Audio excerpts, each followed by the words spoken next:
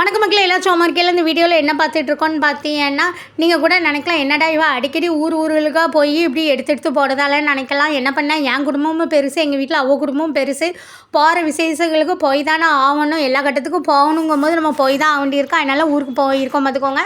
இப்போ வந்து எந்த ஊருக்கு போயிருக்கோம், எதுக்காக போயிருக்கோம்னா நான் அடுத்தடுத்து வரும்போது சொல்கிறேன் பார்த்துக்கோங்க. இப்போ வந்து நான் வந்து திருநெல்வேலியிலேருந்து கிளம்பி நானும் என் மாலும் மட்டும் மதுரைக்கு போயிட்டோம் பார்த்துக்கோங்க. மதுரையில் போய் ஒரு ஹோட்டலில் சாப்பிட்டா இத்தனோண்டு பிரியாணியை வச்சுக்கிட்டு அது 120 ரூபான்னு சொன்னால் பார்த்துக்கோங்க. வயிற்றுச்சலாக போச்சு. என்னடா இது ஒரு கிண்ணத்தில் மட்டும் வச்சுருக்கா, அது வயிற்றுக்கும் காணலை பார்த்துக்கோங்க. சரி நானும் என் மாவளும் சாப்பிட்டுட்டு அந்தால கிளம்பி ரயில்வே ஸ்டேஷனுக்கு வந்தோம்.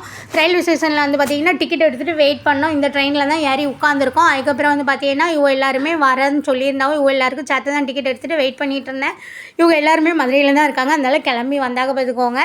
அதுக்கப்புறம் வந்து பார்த்திங்கன்னா போகிற வழியில் பழனி தாண்டி தான் அந்த ட்ரெயின் வந்து போகும். பழனியில் வந்து காமிச்சிட்டு இருந்தேன்னா மலையை அப்போ என் மாவட்டம் வந்து அவள் அத்தைக்காரி சொல்லிகிட்டு இருந்தா.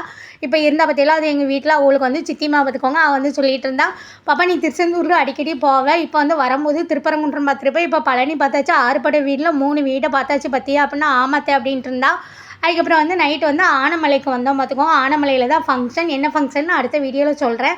அப்புறம் வந்து ஆனமலையில் வந்து பார்த்திங்கன்னா நல்ல குளிராக இருந்தது காலையில். அதை ஒரு வீடியோ எடுத்தோம் பார்த்துக்கோங்க. சூப்பராக இருந்தது. எங்கள் சேனலை சப்ஸ்கிரைப் பண்ணி